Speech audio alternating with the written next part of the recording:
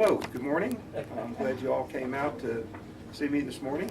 My name is DL Havlin, and the work that you're looking here is part of my research for a 4-book series that I'm writing called The Clayton Chronicles, and it's the story of a Florida family from the Revolutionary War up through after the Second World War. And that's really the period of time that Florida came of age.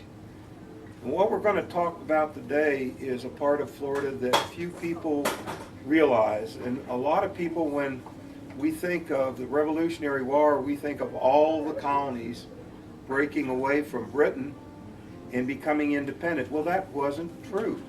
There weren't 13 colonies, there were 14 English colonies. And the 14th colony was Florida. In order to understand why Florida didn't break away, it's important that you understand what happened before that.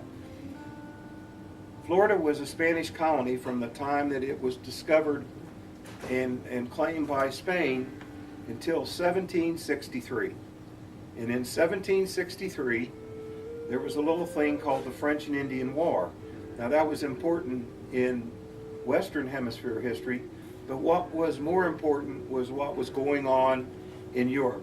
Europe dictated the terms, and the New World at that time was just a minor blurb in what their decisions were. And actually what happened was when the English gained control of it, they gained control of it as a result of a swap.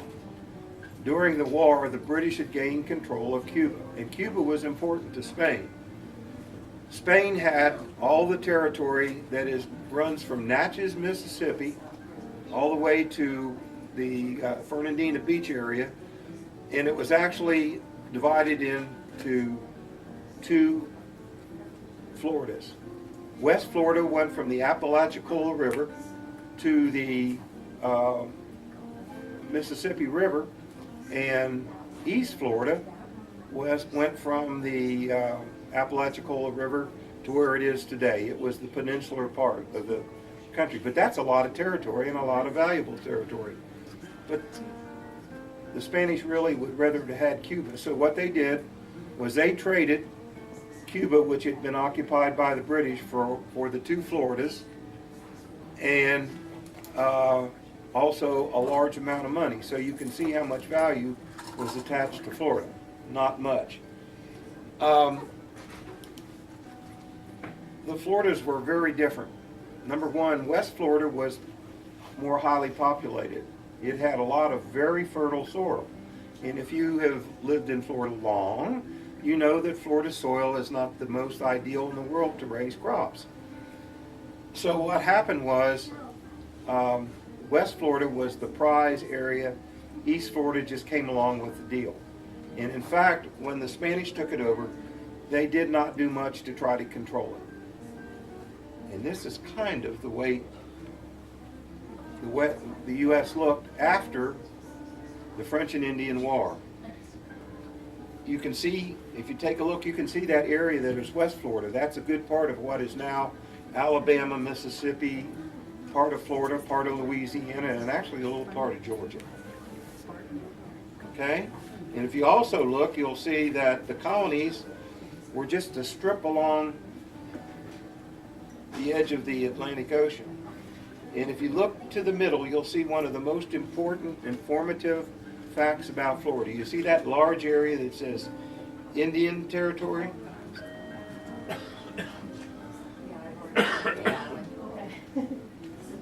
It'll work, I know it does. Other end, there you go. There we go. That area there. And in this area right here was a group of Indian tribes that were collectively called the Creeks. The reason why they were called Creeks were they built their villages on the edge of rivers and streams. What happened was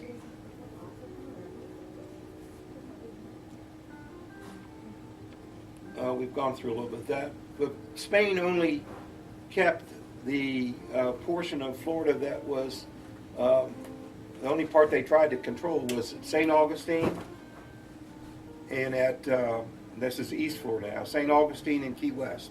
And the primary use for them was to supply building, repair materials for their boats and water to make the crossing to Spain. West Florida had the largest city. Pensacola was much larger than St. Augustine, and it was the center of commerce for a large area, but that was the capital of West Florida. Okay? So you can see, much different. In East Florida, there were 3,500 people that were established in the area, and only part of them went back to Havana. East Florida, there were 1,400 of them, and there were only 5 Spanish families that remained in Florida. So guess what? There were very few people in the peninsula.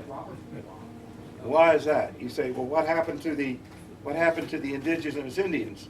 Well, this is where the Seminole Nation was formed, was by the Revolution, because there was no one much in the state of Florida. If you take a look, you'll see all of the Native American tribes that were here at the time Columbus arrived. Okay? The Timucua Nation actually was a number of smaller tribes, but they were all confederated. The same way with the Calusas, where we live. There were a number of tribes like the Mayacas and a number of other ones that were all part of the Calusa Confederation, if you want to call it that.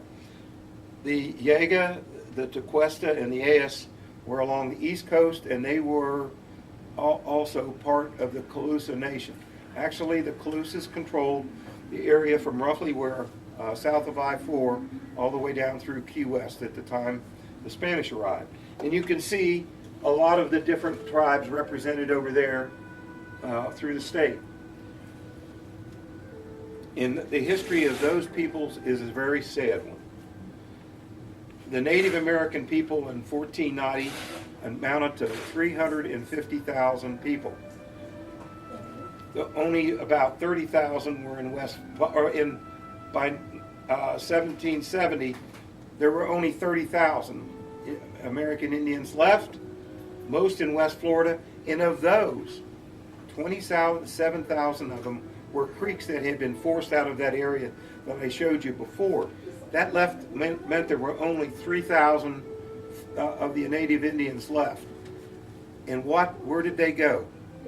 They went to disease, they went to war, but the largest portion of them, which you don't read in many of the history books, was the largest portion of them were sent to Mexico and Central America as slaves to work in the Spanish gold and silver mines, and most of them died there.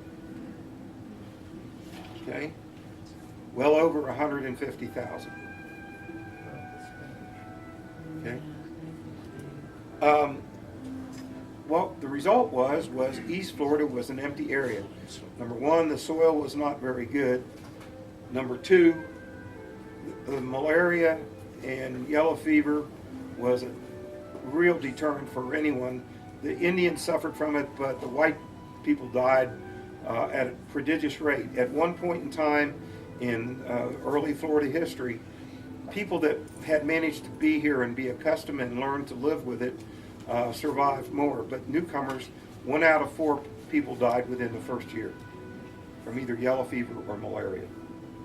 That's something that most people would tolerate. In fact, it's often said that 4 kinds of people lived in Florida in the early days. That was Seminoles because they had been forced here. That was military people because they had been posted here. That was outlaws because the law wouldn't chase them here. And idiots, because if you lived here with no drainage, no air conditioning, no mosquito control, and 1 out of 4 people dying from malaria or yellow fever, you weren't too bright. So East Florida was an empty peninsula. There was one thing that was on the peninsula that almost sunk it. Anybody have any idea what that was? Cattle. When the Spanish came, back in the 1490s and 1500s, they brought their missionaries, and their missionaries brought their livestock from home. They brought cattle pigs, and to some degree horses. And the Andalusian cattle thrived in this environment. So what happened was, by about 1520, the Spanish convinced themselves there was no gold in Florida and decided that they'd rather go look someplace else. And what they did was, when they left their cattle. Okay, so from 1520 to the late 1700s, what those cattle did was what cattle do. They made more cattle. And there was a huge population of cattle all spread out through the state. And that became the salvation for the early Florida settlers, because for 100 years, that was the industry in Florida. Now, after the revolution, when the Revolutionary War started, the settlers began moving west. And who was in that western area?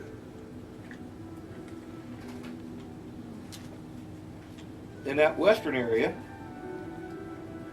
we had the Creeks in the area, remember? Well, as these people started moving this way, they squeezed the Indians to the north and the south. If you can think of having a plastic bag or a balloon filled with water, and then grabbing the middle of it, as the settlers move, your hand is the settlers. And that water in that plastic bag has to go somewhere. What happens was it went up towards the Shawnees and south, and pushed the Shawnees to the north and the Creeks to the south. And you have the great Indian wars at that time that were led by Tecumseh.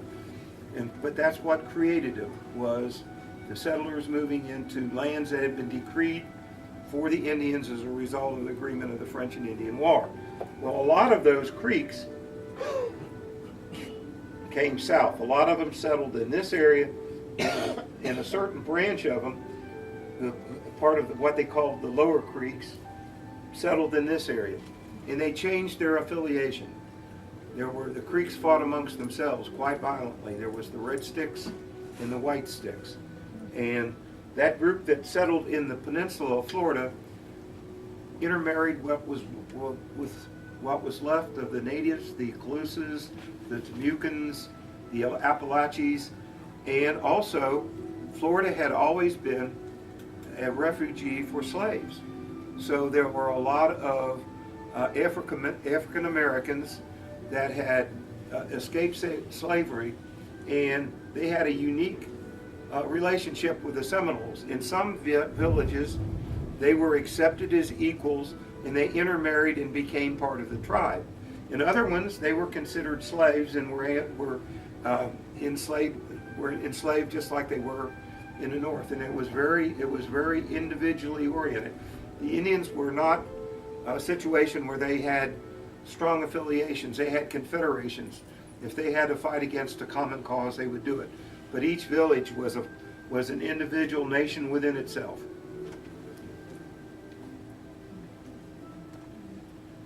Go back to where we were. So we have a situation where we have 27 to 30,000 people in the Florida Peninsula, and only about 1,500 of them are Caucasians, and the rest of them are Indians at the beginning of our tale, which is in the beginning of the 1780s. Well, then something happened. That's the way people visualized Florida during that period of time. Take a look at the map of Peninsula Florida. They didn't think it was a solid peninsula. They thought it was a big group of islands. See all the passages in there? That's the map of Florida, and that's the way people visioned it. And notice the only city that is shown is the one in West Florida. That's Pensacola. That was the only one that they thought merited consideration.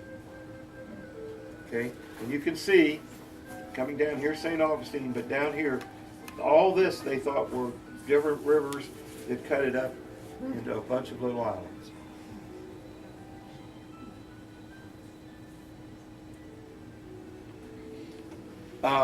So few settlers came to this area for the reasons we just got talking about. It just was not a friendly place, particularly for Caucasians, who did not have the immunities to the kinds of things that the Indians had, and vice versa. Okay? generous land grants were used to try to attract people. And if you've ever bought a raw piece of land in Florida, particularly if it's in the northern half of the state, you'll find that there are a lot of requirements that they're going to ask you about abstracts and title searches. And one of the reasons for that is the land has been deeded and given away by so many governments so many times that there are all kinds of claims, no matter how questionable, but they're still there, okay, in the old Spanish land grants. If you were a person and you agreed that you would stay on the property and homestead it and would stay there 5 years, you were granted 50 acres for yourself and for every person that you claimed in your household who was, and the way it was worded in the grant, no longer suckling on the breast. Okay? So if you had 4 slaves, a wife, 5 kids, you multiplied that times 50 acres, and that was the size of your grant. Okay? The population became compressed into an area along the Georgia border because that was part of the area that wasn't underwater a good portion of the year. So most of the population that we saw in Florida was along the coastline down as far as Smyrna Beach and eastward along the Georgia border. Now, as I mentioned, when Spain took over, they weren't really interested in West Florida, and there were only a very few number of troops. They originally were supposed to have 1,500. They never got to 1,000. And what happened was Florida became one of the most violent, bloodthirsty, horribly violent places the world has ever seen. There were impressment gangs that came south from the states or from the colonies to try to find runaway slaves, and they were brutal and ruthless. There were border gangs who, remember I said the law would not chase people into Florida because the law wouldn't come here? Well, that's what happened. The border gangs would stay in Florida, and then they would go up into the southern part of Georgia and raid the plantations and burn, pillage, and rape. That was their thing.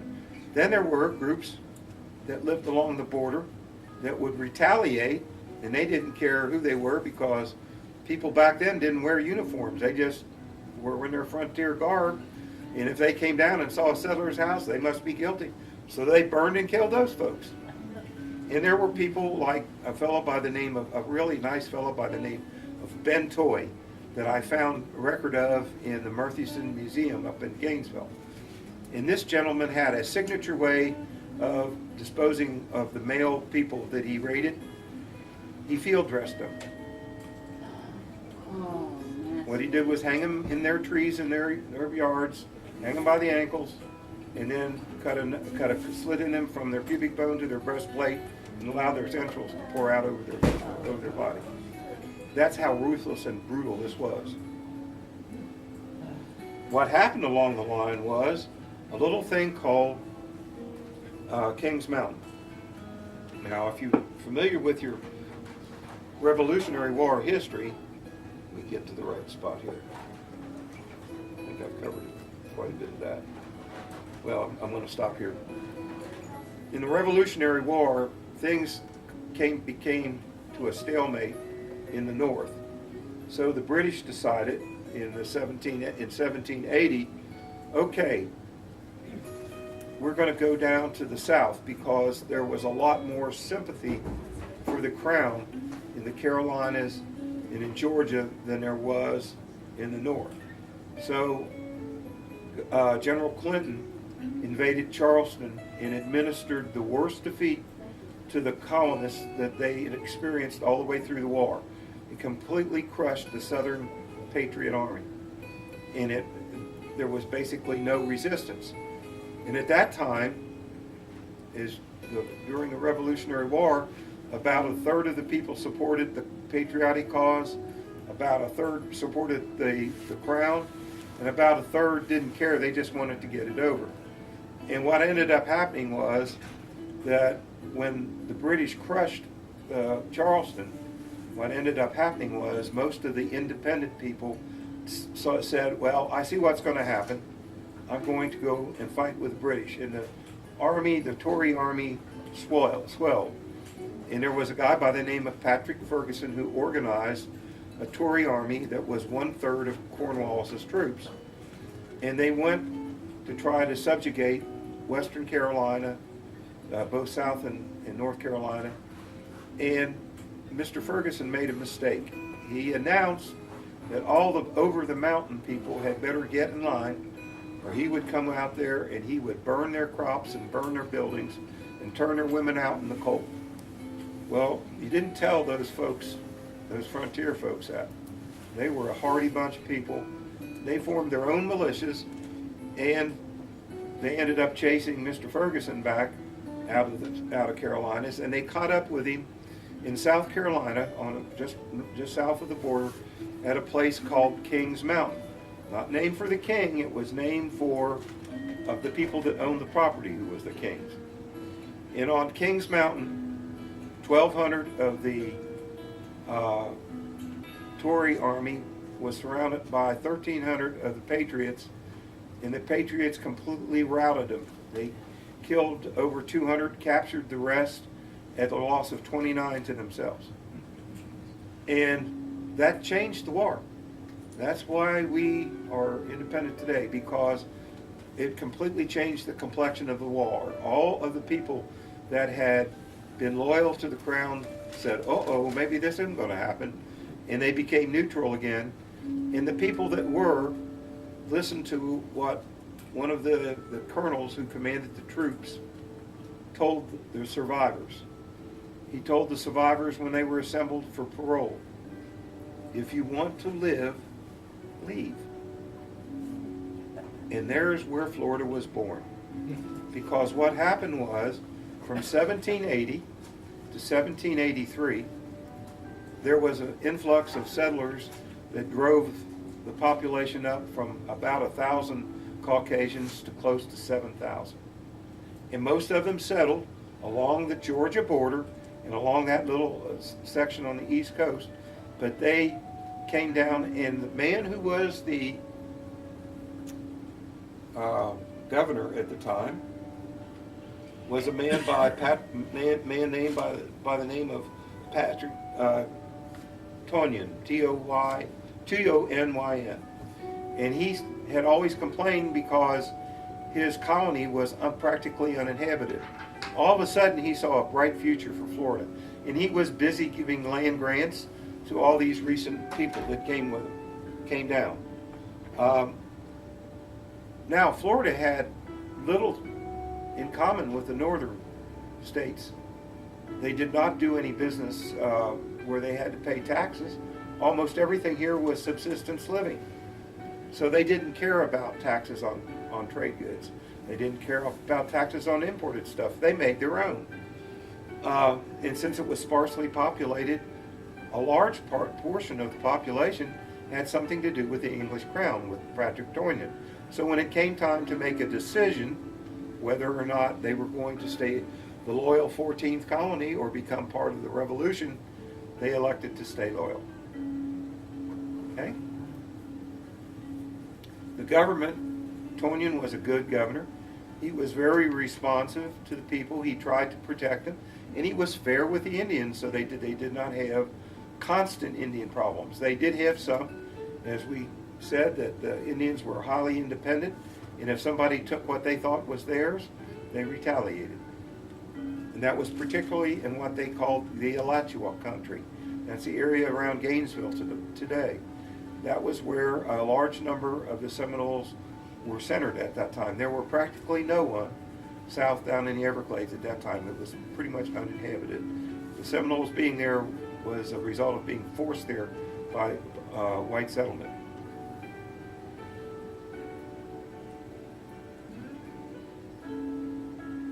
And that is the Castillo that the Spanish built, and it remained the dominant structure in East Florida all the way up until well after the Revolutionary War.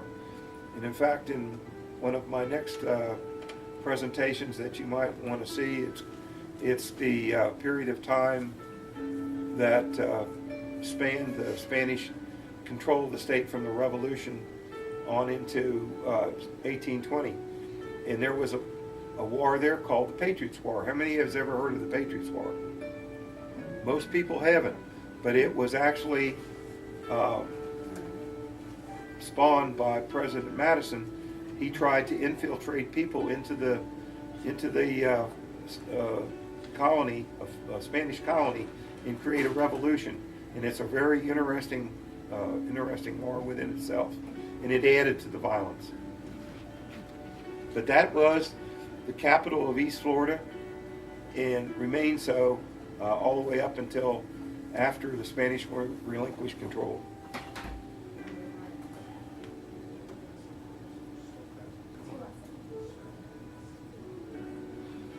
One of the most important things that happened when the Spanish took control was, if you can imagine the wilderness like you see out in the area around Babcock Ranch, if you've ever been out there. Imagine trying to transport goods and services on horseback through that area, or even on some of the rough trails. It's just about impossible. So one of the things that the Spanish government did was to build what they called the King's Road. And it ran from a settlement in Georgia called Coleraine, which was on the St. Mary's River, all the way to St. Augustine. And they physically cleared a 10-foot wide area, that entire distance. And they even paved it. On Anastasia Island, which is the island right across from St. Augustine, there are large deposits of coquina rock, and it can be quarried. So what they did was quarry that, and for the area from St. Augustine north to Calford, Calford's on the St. Johns River, that was mostly paved. Now it was too far to go any further than that and go across the river with the material, so they cleared it and they made corduroy roads. How many know what a corduroy road is? Yes, corduroy roads are made by cutting logs down, in this case pines, and laying them perpendicular to the line of travel, and then chinking them with sand. Well, it takes about 3 rains and the sand's gone. So you better have good kidneys and no stones if you travel those old roads. Okay? That's what a corduroy road was. But that was the only major road that went into Florida. And the reason why that's important, if you're going to move an army, you got to have something to move your wagons, right? Okay, so that became the whole focus of the Revolutionary War in Florida, and that was to gain control of the King's Highway. In 1775, when the war began, there was little effect on Florida. Again, nobody really wanted it. So it stays loyal for the reasons why we talked about, and we talked about why it was so important. In the early, at 75 and 76, most of it was people standing on either side of the St. Mary's talking about the other's parentage. That was pretty much it. Okay? But as it came a little bit closer to the state, when the blockade came into existence, England tried to starve the states, and one of the areas that the people from primarily the French used was they ran the blockade by bringing goods and services up to the St. Mary's River to the little community of what is now Fernandina. And that's how some of the cannon and stuff got to the colonists. So the British prized this area, and the Navy tried to blockade it. Pretty soon, the American colonists learned that, Florida could be, as Ben Franklin called it, Florida is the convenient back for a British knife. That was his saying. Because he saw how the British could land an army there unopposed because it was their territory, and then advance up through Georgia. So they began to get interested in 1777. But they couldn't spare the troops. They couldn't come down and subjugate it, so they had to rely on the Georgia militia. And the Georgia militia was really a bunch of backwoodsmen who were promised property in Florida and promised a number of other things if they would come down here and kick the British out. It was that simple. And when you'll see the pictures of I've got a drawing of what they look like, okay, when they came down later. But that gave the interest, that was the interest in trying to get Florida. And if you attacked Florida, the one thing you had to control was what? King's Highway. So, the battle on Thomas Creek was the first battle, and it was a plan to start a raid on Calford. By the way, does anybody know what Calford is today? I'm not calling you because you know. It was Jacksonville. And you know why that was so important? Look at the map. The next time you look at the map of Florida, look how wide the St. John's is, all except for that one little spot. So Calford was extremely important. And that was where they forded the cows back and forth across the St. John's River. So Calford became Cow Crossing, and at the time of the very first census in the state of Florida, in 1830, Cow Crossing was the official name for the city, and it was the largest city in the state, 68 people. The second largest was the town of Alligator. Alligator today is Lake City. They could not count the number of people because they couldn't get them all at one time, together at one time, so they simply said 27 families plus or minus 2. Okay? But the militia decided they were going to try to invade Florida. And so the Colonel John Baker from the Georgia militia organized 109 of the Patriots, and he met a Colonel Thomas Brown and a Captain Prevost that had 400 British regulars and Florida Rangers and had about 150 Creek Indians that fought on the side of the British. The Brits won. The Patriots had 8 killed, 9 wounded, and 31 captured. And 15 were given to the Indians to be killed because they had raided the Georgia militia had raided a Seminole or a Creek village, so they gave them to basically execute as they would. The Brits had none killed, 3 wounded, and that ended the first invasion attempt, and that was in May of 1777. That is the site at the Battle of Thomas Creek. If you go up US 1, north of Jacksonville, you'll see that marker, and you'll see the creek, and you'll see why it was easy to defend. Most creeks in Florida have a swamp and don't have high banks. This one had a swamp on one edge, and it had a set of bluffs on the other. So Prevost and Brown could take their few troops, the troops that they had there, put them around that semicircle where the King's Road went up to that bluff, and that's where they defeated them. And that's what the troops look like. You can see they're nothing but frontiers, and the biggest problem they had was knowing who was the enemy. Okay? For example, at the Battle of Kings Mountain, the way that you knew whether the guy that you were firing at was your friend or your enemy was all of the Tories put a spring of pine needles in their hatband, and the Patriots put a piece of paper in theirs. And that's how they knew who to kill. A little different. One of the other thing was that the Brown Bess musket, if you were a very well-trained British soldier, you could fire your musket 3 times in a minute. That was taking and putting your powder in the horn, taking it out, putting it down, ramming a cartridge in there, priming it, and loading it and firing it. And that's the reason why you had the tactics you had at that time. Basically, you divided your military force in 2 groups. one of them would step a step forward. They would fire their volley while the other ones were loading. They would step forward, and that's the way you kept a steady field of fire in front of you. Okay? So you have to understand the weaponry to understand the tactics. Well, the old mountaineers, they said, I don't want to stand up in front of somebody like that and get shot at. I'm going to hide behind a tree. Yeah? So they did.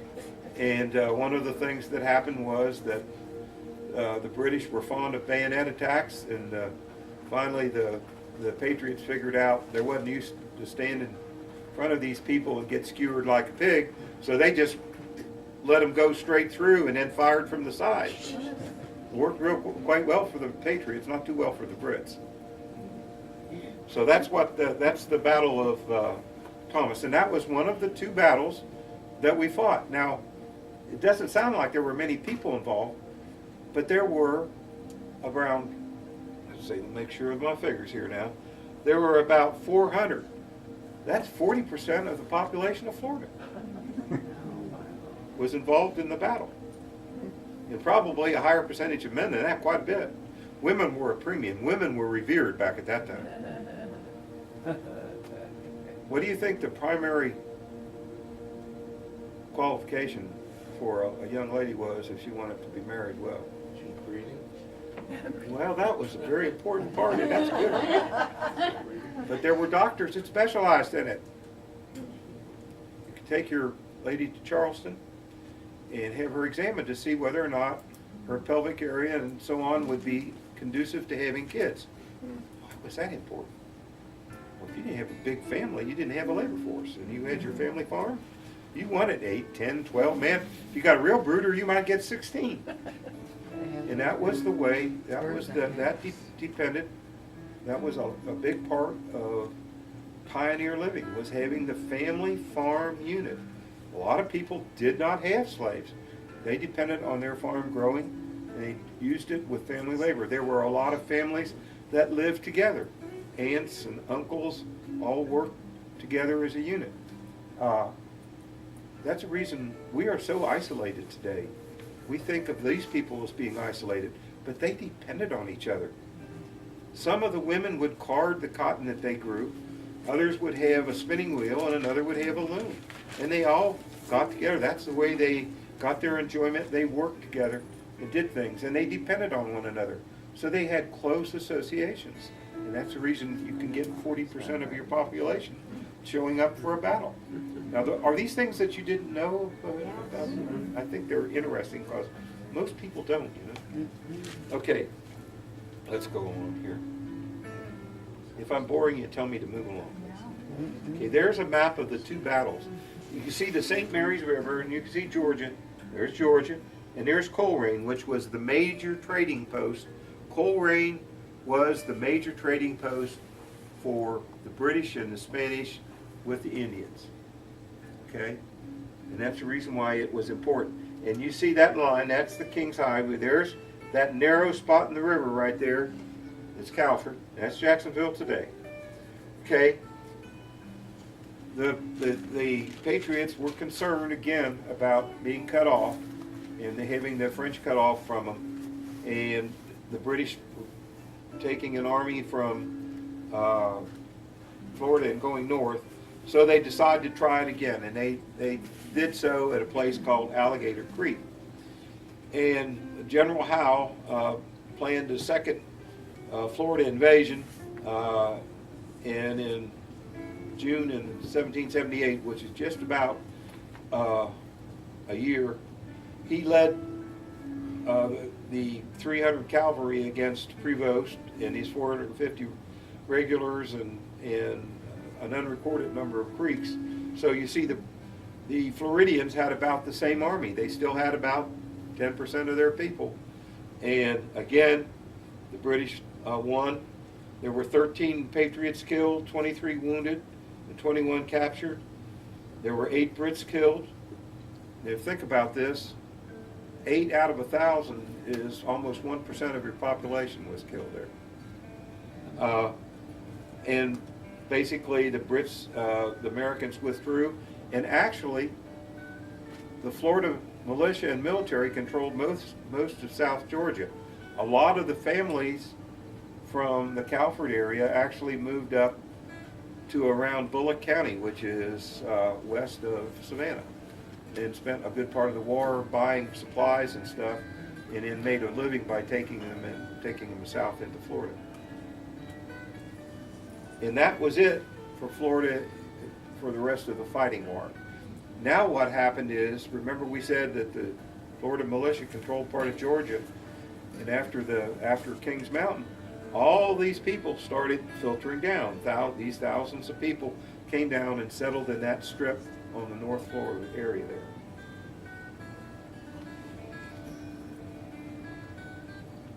Governor Tonyan said his major problem was he had a good colony and no one to live in it. So now, with the influx of refugees from the northern colonies, they begin to show. And there's the idea of what the population looked like and how it grew and how fast it grew. And then you think about in 5 years' time, it multiplied unbelievably, okay, for those times. So now the war begins to fade away. And we talked about the southern strategy, how the British invaded and then had a disaster file. But now the war comes to an end after Cornwallis was defeated at Yorktown. The war drug on. A lot of people think, well, 1781 the war was over. It wasn't really.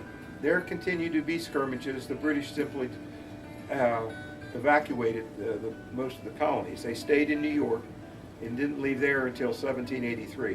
And that's when the Treaty of Paris was signed, which officially ended the war. Okay? Now, Patrick Tonyan is saying, boy, you know, the sky's the limit. Florida is going to prosper. I've got a population. I can give land away. And then he finds out that the British ceded Florida back to Spain.